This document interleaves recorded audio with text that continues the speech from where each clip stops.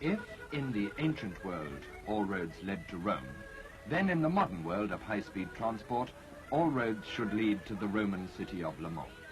Certainly they do, for the manufacturer prepared to undertake, in the full glare of world publicity, the most exacting sports and grand touring car race in the international calendar. In 1961, the Triumph team from Coventry in England made good its promise of the previous year and returned to Le Mans. Apart from its duration of 24 merciless hours, the regulations which govern Le Mans make it a technical proving ground second to none, from which the everyday motorist eventually reaps the benefit. Matters of weight, streamlining and fuel consumption are the practical realities of this race, and the scrutineers will accept nothing on face value. All cars must run on the common fuel supplied, and every gallon used will be meticulously recorded throughout the race. From Porsche of Germany comes an assortment of engine capacities. Lotus of England introduce a Coventry Climax engine of only 750 cc's. Ferrari of Italy goes for the big 3 litres, but as yet the drivers have other things on hand. The Triumph's works team of 3 cars is once again managed by Ken Richardson, who drives number 27, the TR, to be shared by Keith Balasat and Peter Bolton, to the pit. Now months of patient effort in the drawing office, on the factory floor and in the test house have reached fruition. The 1961 racing prototypes are ready.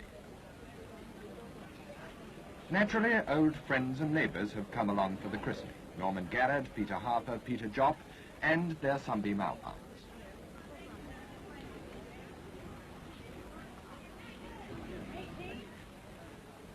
Entered by the Écurie class, this 2.5-litre Cooper.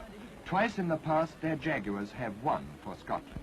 But beyond question, the strongest bid to cover the greatest distance in the 24 hours comes from CFAC Ferrari. 4 works cars, no less than 8 private entries. Success depends upon the proper functioning of every single component, and by no means least important are the windscreen wipers on this very high-speed road circuit. The French call their beloved little DBs the tanks. But one of the problems of advanced aerodynamics is how to get in. Even the program sellers join the rhapsody in blue, and the law is constantly on the alert against any crafty fiddling under the bonnet.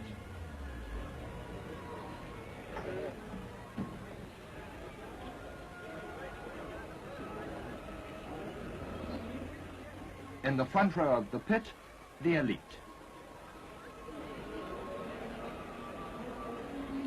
At the back, the tradesmen. And make no mistake about it, they also stand who only serve and wait.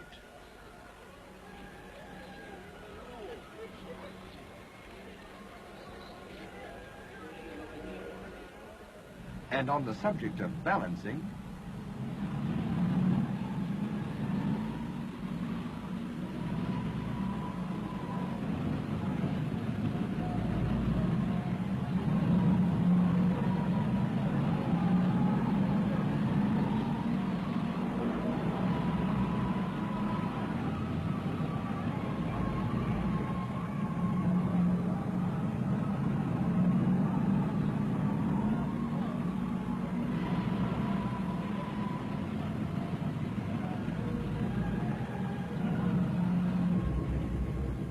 The vintage should, of course, always be served after Vespers. The three Triumphs were improved versions of the experimental cars which had shown such promise the previous year. Designated the TRS, their specification includes twin overhead camshaft four-cylinder engine of 1985 cc's, developing some 150 brake horsepower, disc brakes all round, and a separate chassis carrying reinforced glass fiber bodywork. In practice, they had been timed at 140 miles an hour down the Mulsanne Strait.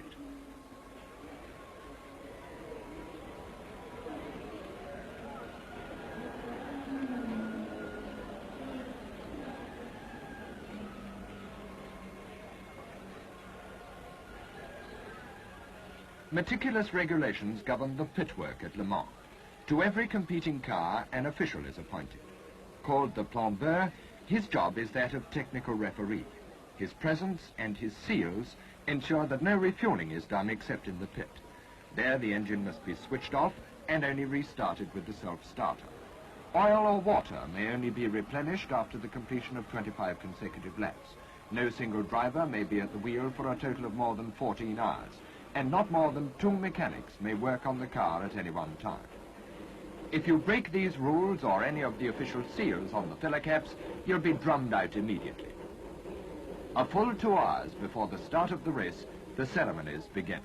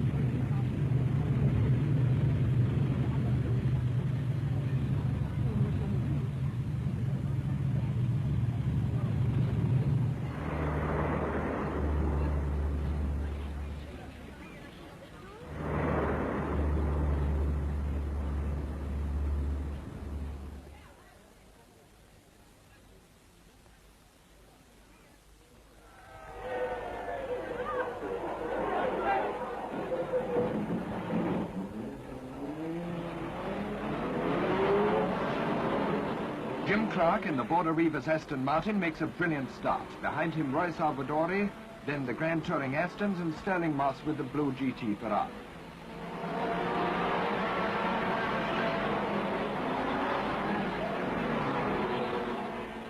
At the S's, it's Clark and Salvadori, then Ginther's Works Ferrari moving up, the French Aston, Moss, Jean de Bien's Ferrari. Then the rest of the field with Les Leston in number 26 leading the 3 TRs.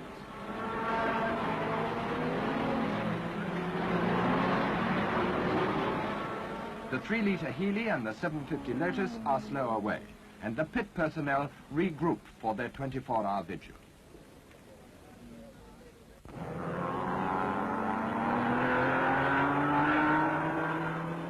First time round, it's Ginther's experimental 2.4 leading Jean de Bien's 3-litre Ferrari.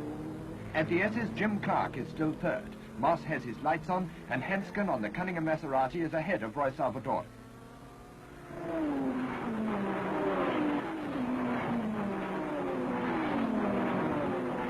Les Leston and Peter Bolton are sticking close together in their Triumphs. But at the S's, watch for number 17, the Rodriguez brothers Ferrari, tearing through the field after a poor start. In the Triumph pit, Mike Rothschild anxiously watches for his partner Marcel Beccard.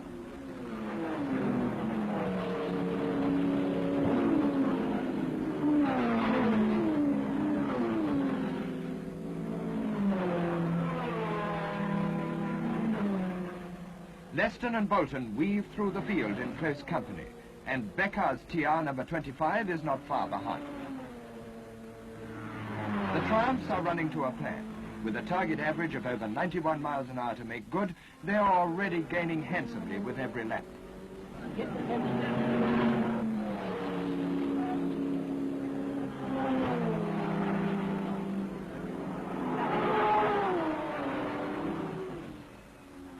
At Tertre Rouge and the start of the straight, Mike Parks on the third works Ferrari momentarily splits the Triumph trio. Now it's Jean de Bien, Ginther and the Rodriguez boys. 3 Ferraris in the lead.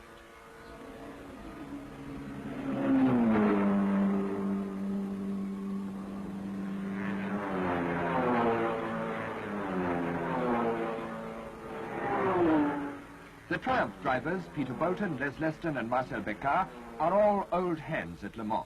They well know the critical importance of this opening phase. Lapping steadily at 101 miles an hour, they neither get involved in pointless personal duels nor waste time being balked by slower machinery.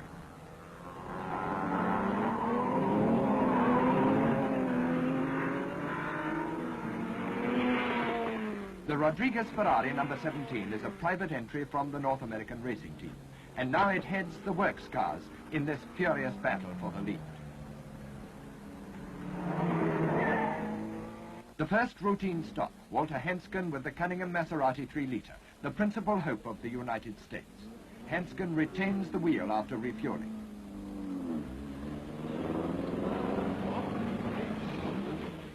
Pedro Rodriguez hands over to brother Ricardo, and temporarily the Mexicans lose the lead. The Pabst Thompson Cunningham Maserati rejoins the fray, now lying 9th. In the Triumph pit, Ken Richardson briefs Keith Balasat, and in comes Peter Bolton in the leading TR. Now Balasat gets a further briefing, but this time from his co-driver. And this is why it's known as a handover.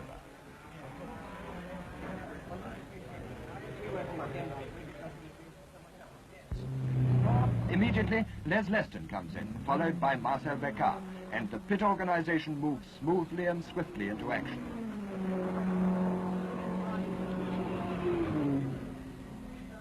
Dutchman Robin Slottermacher is poised to take over from Leston. Ken Richardson doesn't have to take his coat off to direct operations, and while Leston and Bolton clock off, Slottermacher clocks on. The time card duly punched, Robbie embarks on his 2.5-hour shift, and there's no tea break when you're muddled up with this little lot. The first splash of rain greets the relief drivers at Tertre Rouge, and the sharp right-hander is instantly treacherous.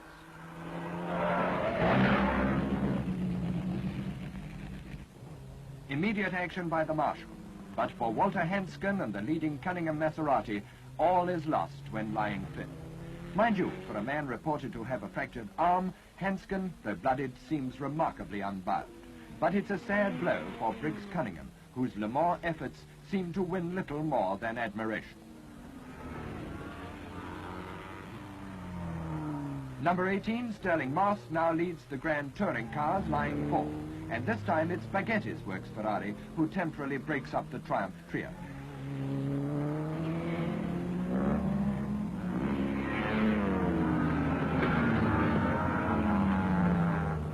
Hansken's Maserati serves as a reminder that motor racing is dangerous, and the wet circuit is now a skating rink. The yellow danger warning comes as no surprise.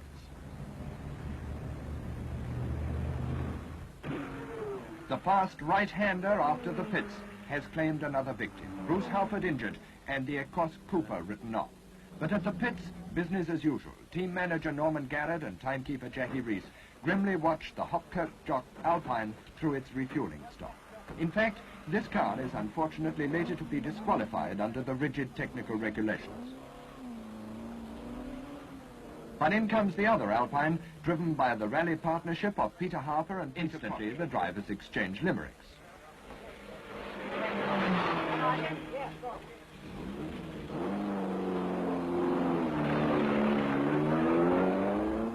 Now, the first breath of anxiety in the Triumph pit. Slaughtermarker is overdue. In he comes to report misfiring to Ken Richardson. The spare coil, already switched in by Slaughtermarker, is checked, but Richardson decides to use the stop for a driver change anyway. Les Leston is sent back into the race.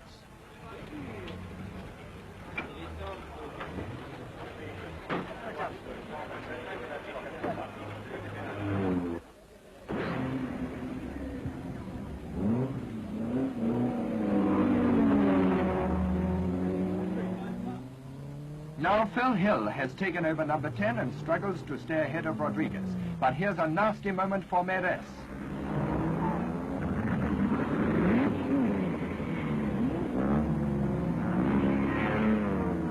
Rain from the heavy grey skies induces a premature dusk as the Rodriguez Ferrari laps for the first time the Moss and Graham Hill Berlinetta.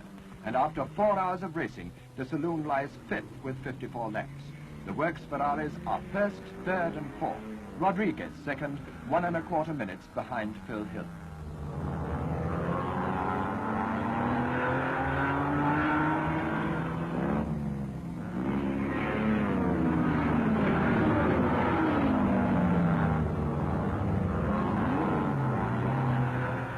Peter Bolton is ready for his second stint as Keith Balasat comes into the pit.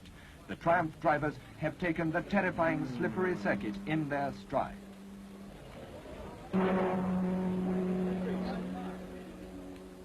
But Bolton needs all his Yorkshire toughness and determination, to say nothing of a bit of chewing gum, to face the wet darkness that lies ahead.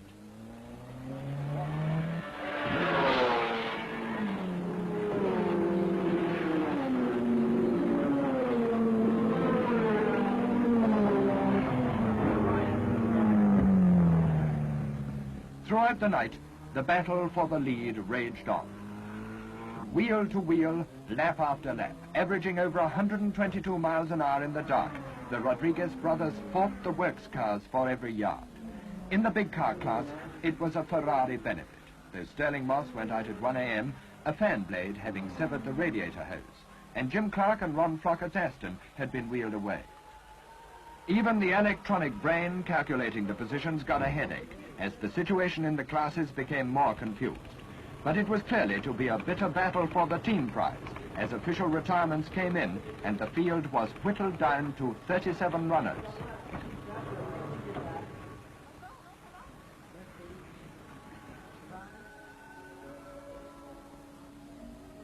In the exciting darkness at Le Mans, the crowd cares little for figures anyway.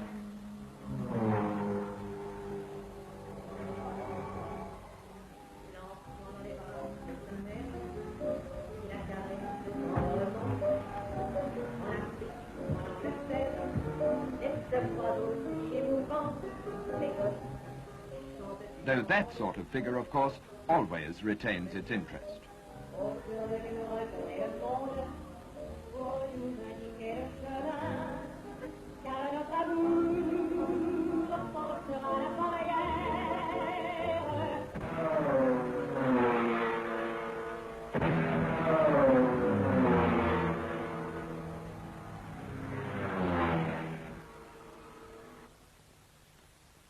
After 12 hours of racing, Le Mans is almost lonely. But at 5 a.m., first light, the crowd begins to stir and realizes that, incredibly, this race is only just past the halfway stage. The Rodriguez boys are in the lead by 16 seconds, and the snarling exhausts sound a triumphant reveille.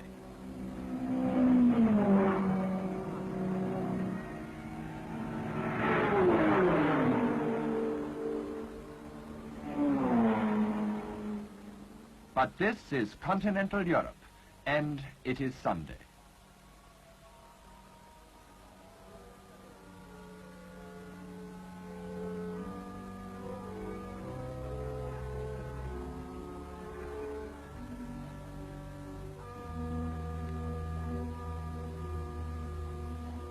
Back in the stands, the spectators count their chickens.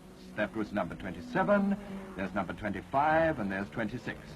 So the Triumph team is still intact. And what's more, Peter Bolton and Keith Balasat now lie 16th in general classification. Becker and Rothschild are 17th. and Leston and Slaughtermarker are 19th and gradually closing up.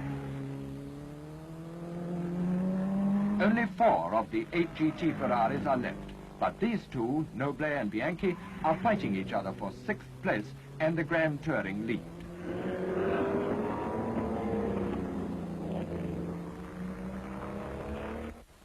The Triumph pit is a model of efficiency, and as his men maintain their timetable to the second, Ken Richardson rapidly qualifies himself for a job with British Railways.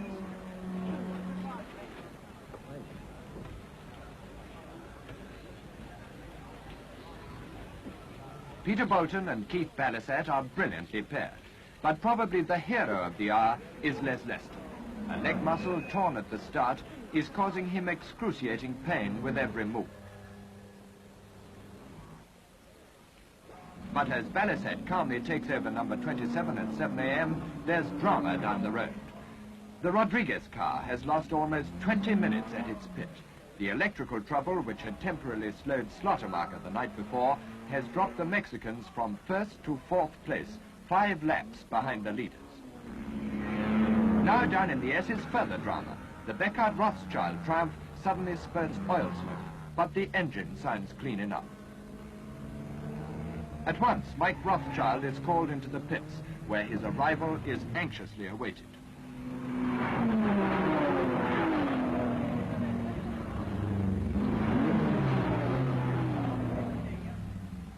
Quickly, the trouble is diagnosed. The oil seal on the crankshaft chain case has failed, and oil is seeping onto the hot exhaust pipe. So what, says Mike. So you can get in and drive it, and we'll keep our fingers crossed.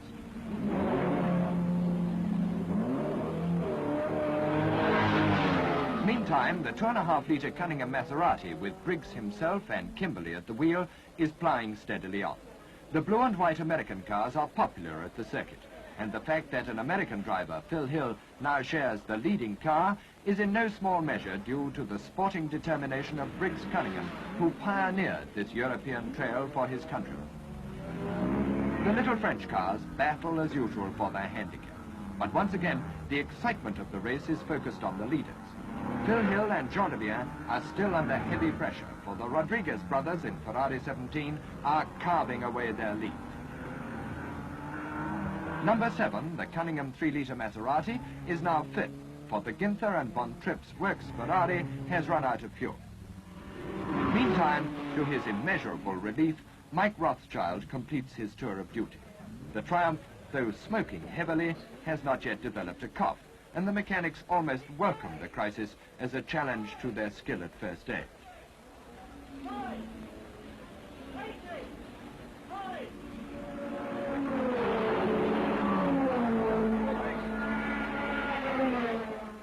Statisticians round the circuit now noted that the total number of runners was down to 29, and Peter Bolton ruefully reflected that it was opening time back home. As Keith Balasat brought in number 27, it was up to 14th place. There was little to report, but extremely exciting possibilities were rapidly becoming apparent. At this time, fatigue becomes a very real factor at Le Mans, but you'll be hard put to it to spot any sign of tiredness here after 20 hours of racing.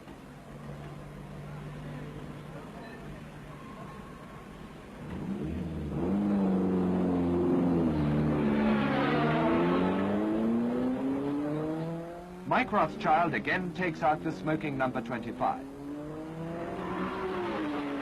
Mike Parks and Meirelles with Ferrari number 11 know that the incredible Rodriguez are now hard after them for second place.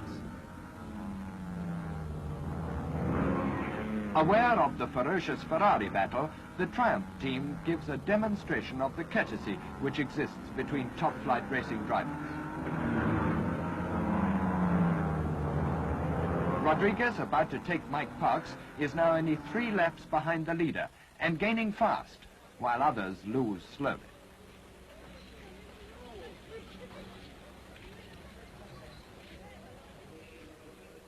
The surviving Sunbeam is on its way to the Thermal Efficiency Award, though well behind the Triumphs. But the Porsches, which had been the TR's most serious challenge for the team prize, now run into trouble.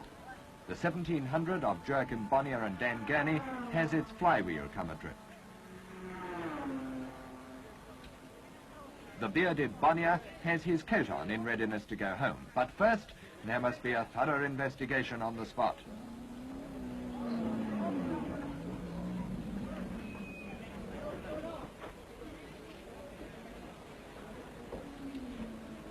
Achtung, alles ist nicht in Ordnung.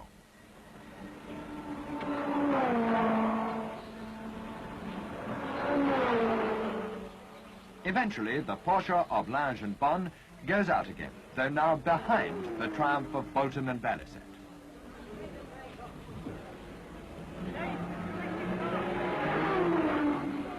Once again, the Pabst Thompson 3-litre Cunningham Maserati is in for fuel. The rear-engine V12 Type 63 has twice changed all its 24 spark plugs, and the drivers too seem to be having some rear-end trouble. Maybe the seat could do with a little more padding, but at least the timekeeper has a proper windscreen. Anyway, the car is still running strongly and is destined to finish a very gallant fourth. However, it's Rothschild's turn once again to assume responsibility for number 25. Becker reports to Richardson that despite the oil leak, the car continues to run extremely well.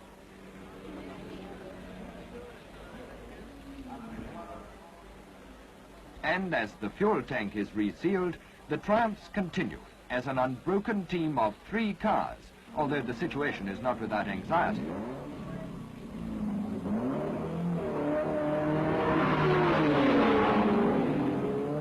Suddenly, with only 2 hours to go, in comes Pedro Rodriguez.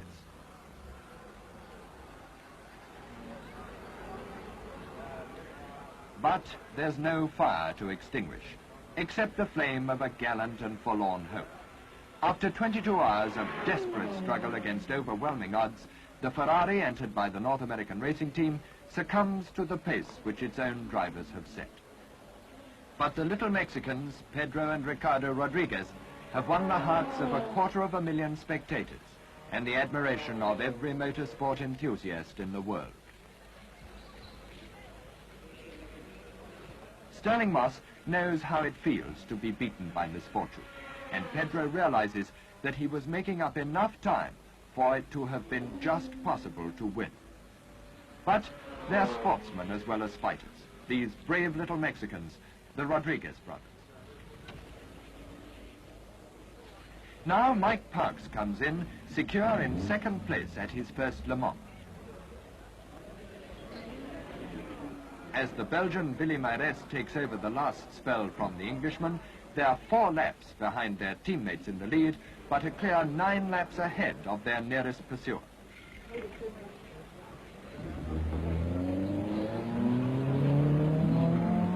Even now, there is still time for defeat.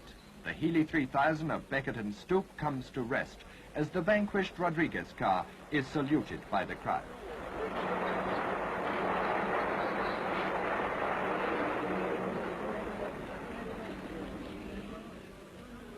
The last of the Aston Martins. The French-entered DB4 of Kerguin was lying 9th when it finally joined John Ogier's Zagato Saloons and the open DBR1s of Clark and Salvadori on the retired list. But still, the number 25 triumph smouldered on, and the moment of truth was at hand. While the mechanics did what they could, the time had come for strategy.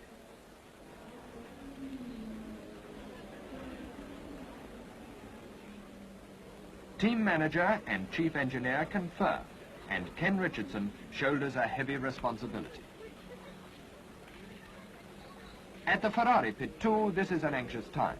Olivier Gendebien may look debonair, but the waiting does not pass easily. Now in comes the leader for what should be his last pit stop of the race. Twice before, both Hill and Gendebien have won. Their responsibility now is almost overwhelming. And it's Phil Hill who carries on.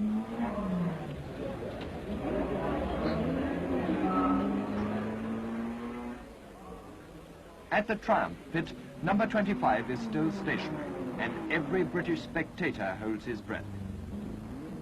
Les Leston comes in with number 26, and Robin Slaughtermarker gets a final meticulous briefing from Ken Richardson. Tunner, the reserve Triumph driver, metaphorically holds Mike Rothschild's hand as Slaughtermarker goes out in 13th place.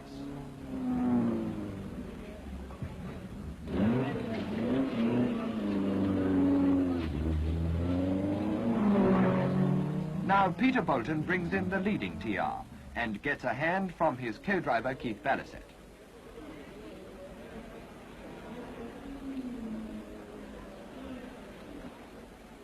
Ever mindful of the stringent regulations even at this late hour, Ballaset eases the TR back to clear the Park Triumph's tail and then rejoins the race in the leading British car.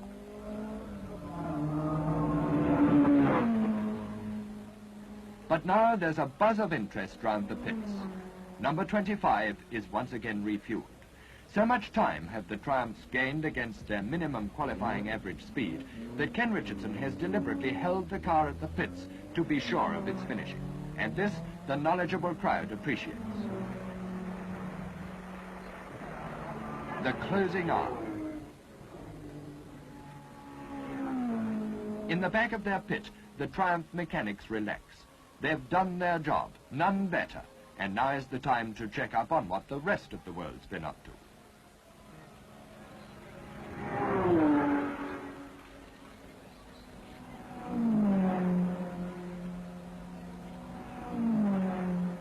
Mike Rothschild passes the stands, and all is well. The vast crowd counts the seconds to 4 o'clock.